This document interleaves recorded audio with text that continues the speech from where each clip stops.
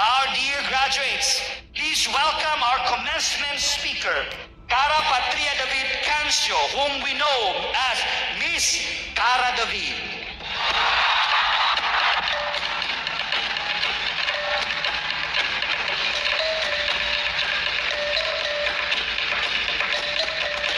Maraming salamat po, Chancellor Zed Avisala. Avisala. Magsiupo na po kayo. Diyos ko, ang galing-galing naman ng MSU-IIT! Grabe! Grabe, pinipigilan ko yung iyak ko kanina, yung video ninyo. Sino man ang nag-edit nun tsaka nag-shoot to, ang galing nyo, grabe! Panalo, panalo! Kanina kausap ko si Chancellor Zed, sabi ko, ginugoosebumps ako kasi ang ganda-ganda ng graduation niyo. Oy, grabe kayo! Ay! Galing nyo! Ang galing nyo! Maayong hapon sa inyo, tanan! Maayong hapon, Chancellor Dito Calan, members of the Board of Regents, MSU system officials, and campus chancellors, MSU IIT officials, ang ating mga minamahal na magulang, palakpakan natin. At ang bida ng hapong ito, ang ating mga magsisipagtapos, palakpakan ninyo yung mga sarili. Alam niyo po, minsan lang po ako tumatanggap ng mga commencement exercises, gig. Ang hirap kasi, Diyos ko Lord.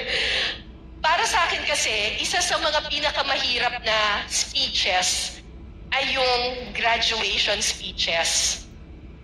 Bakit? Because we are expected to give words of wisdom kahit minsan pakiramdam ko kulang pa ako sa wisdom. We are expected to hold your attention kahit alam ko namang 3 seconds na lang ang attention span ng mga kabataan ngayon. So please, mga bes, kapit lang tayo, ha? Wala pong matutulog. Okay lang? Okay lang? Huwag niyo akong ilaglag ngayon. Wala pong matutulog, ha? Okay. And lastly, we are expected to give you a roadmap on how to navigate the so-called real world. Kahit sa totoo lang, marami nang hindi real o totoo sa mundong ito. Katulad ng panluloko ng mga ex nyo.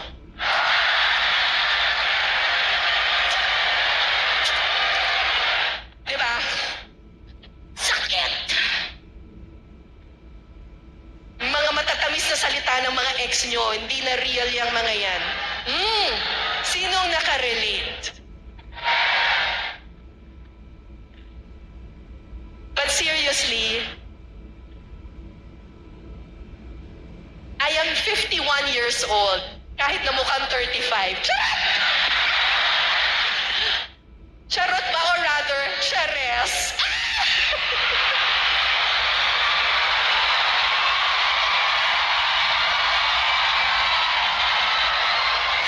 Sorry po, baka mabash na naman ako ng mga ibang fans dyan. Wala na kasi yung syukla eh.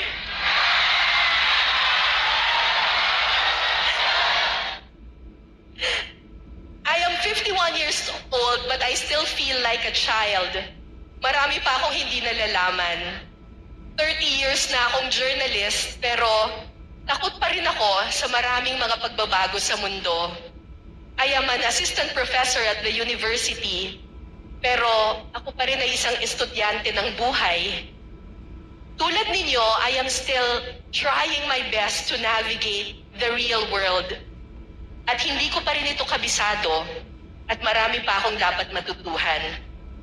Kaya ang ituturo ko sa inyo ngayong araw na ito, kung okay lang sa inyo life lessons na hindi nanggaling sa aking utak, pero life lessons na natutuhan ko sa aking pakikisalumuha sa ibang mga tao. 3 lang po ito, kaya mga bes, kapit lang, 3 lang po ito, please be patient with me. Ang title ng aking speech ay Pagtatapos at Pagsisimula. Hindi po yan simula at wakas na parang SB19. Kala ninyo, hindi ako atin, ha? Sino bias nyo? Strawberry ako eh. Okay. Alam niyo po, isa sa pinaka-memorable na graduation na aking nasaksihan, nag-move.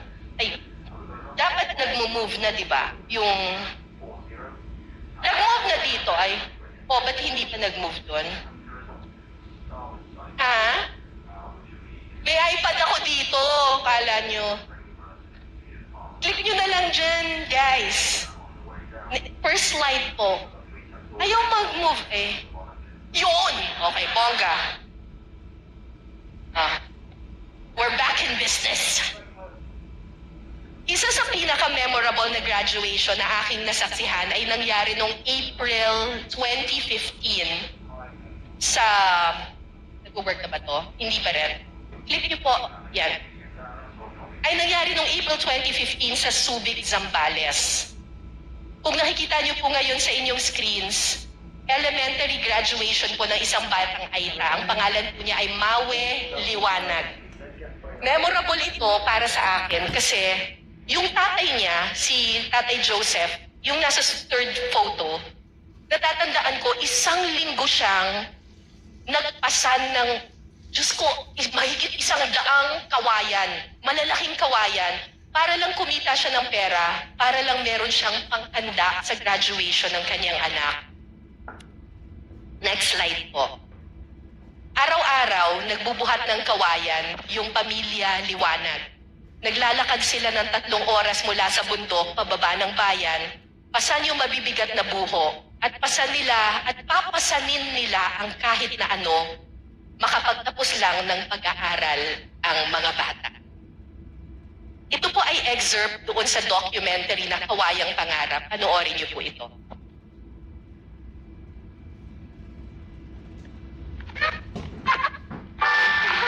Sa kultura ng mga Aita, mga bata ang pinakamahalaga.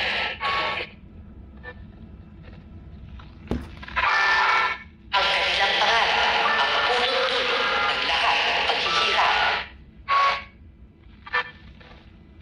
Kanilang tagumpay, matamis na biyaya, buhay. Tapunin niyo kayo puno na ngayon mo ako pinapaano sa pag-aaral. Hindi ako titigil. Nagmalakas na ako. Dahil hindi sila makatapos. Ako po si Cara David at ito po ay Witness. Next slide po. Ang hindi alam ng maraming tao, mula 2015 nung umeri ang documentary na yan, tahimik silang tinutulungan ng news anchor na si Mike Enriquez, isa sa mga boss ko. For 7 years, tinulungan niya ang pamilya Liwanag hanggang sa, pakiclick po yung slide. Pumanaw siya noong 2023. So, 10 taon mula nung una kong makilala, 2015, yung pamilya Liwanag. Namatay na si Mike Enriquez, binalikan ko ang pamilya Liwanag. Panoorin niyo po ito. Ay! Matigas pa rin si tatay! Kamusta na?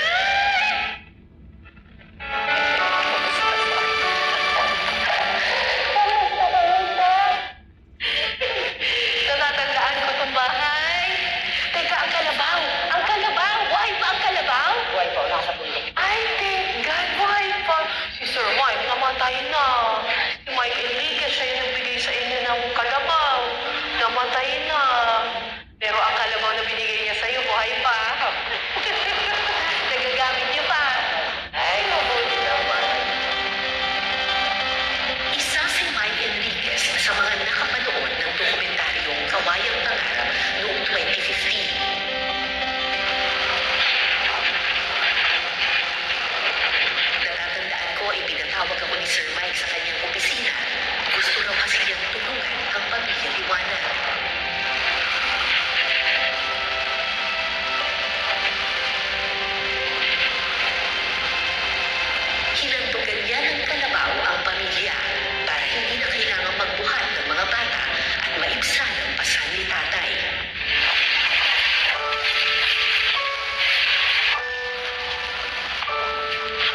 dati po, ma'am, talagang hirap na hirap po kami sa kabuhayan. Minsan po, nagbubuhat po ako ng mabibigat. Oo.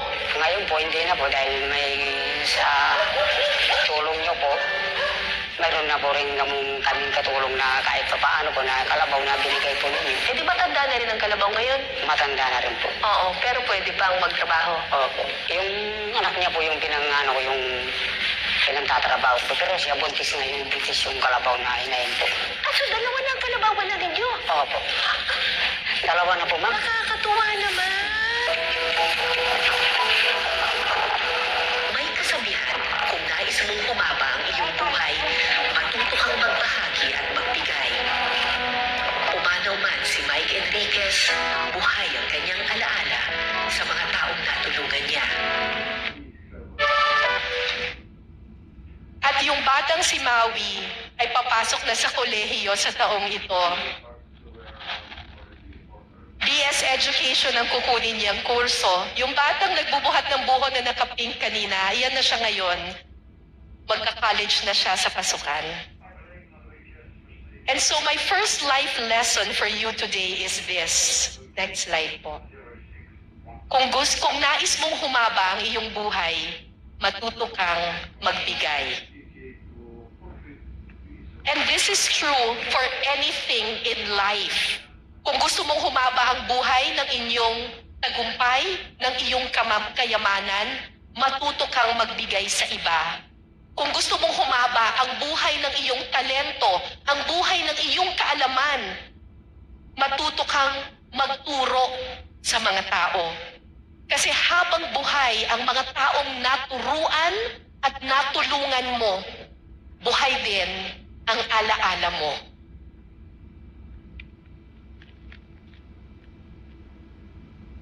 It's not just about yourself. It's about giving a part of yourself to others. The second life lesson is this: never give up on your dreams. Next slide po. Noong 2016, nagpunta ako sa Lanao del Sur para gumawa ng isang istorya tungkol sa problema ng child marriage dito sa Pilipinas. Alam niyo ba na according to the United Nations, there are an estimated 726,000 child brides in the Philippines, making it the 12th country in the world with the highest number of child marriages. 1 in 6 girls in the Philippines will get married before turning 18. Marami akong na-interview ng mga batang babae noon sa Lanao. At ang tanging pangarap ng mga batang iyon, hindi mag-asawa, kundi makapagtapos ng pag-aaral. Isa sa kanila, si Omnia Ibrahim, who was just 9 years old at that time. At simple lang ang pangarap ni Omnia, makapagtapos ng pag-aaral. Pero sabi niya, hindi ko po alam, baka po ipakasal ako pagdating ng 14 years old. Sabi ko sa kanya, tutulungan kita, do not give up on your dream. So when she turned 14 at nag-birthday siya, kinabahan talaga ako. Tumawag siya sa akin, tapos ang sabi niya, Ma'am, mag-e-enroll na po ako next year. Hindi siya nagpakasal at nagpatuloy siya, and she did, and that is the power of our dreams. Ngayon, si Omnia is in second year college, taking up nursing. Makapangyarihan po ang ating mga pangarap. May kapangyarihan po itong makapagpabago ng kamalayan or ng mindset. Makapangyarihan po ang ating mga pangarap. Kaya nitong makapagpabago ng buhay at pag-iisip. At kaya nitong baguhin ang ating mga komunidad. So do not ever give up on your dreams. Mula sa Mindanao, magtungo tayo sa Visayas. Sa probinsya ng Eastern Samar, kung saan nakilala ko ang ilang child laborers. Isa sa kanila si Anthony ng Giwan, Eastern Samar. Click po ulit. There is an estimated 863,000 child laborers in the Philippines at isa doon si Anthony. Si Anthony ay sumisisid ng sea urchins or tuyom. Tuyom din, diba tawag ninyo? tuyom. O kaya sea cucumbers, balat. Balat din ba tawag ninyo? Ayun. So, sea cucumbers at saka tuyom ang sinisisid niya para may pambaon siya sa eskwelahan. At tulad ni Omnia, ang pangarap ni Anthony ay makapagtapos lang din ng pag-aaral. Pero tinanong ko siya, sabi ko, ano ba gusto mong maging trabaho? Bakit gusto mong makapagtapos ng pag-aaral? At nagulat ako sa kanyang sagot. Panoorin niyo po ito. Documentary na Alcansya ay nagkamit ng nomination at the International Emmy Awards in New York noong 2012.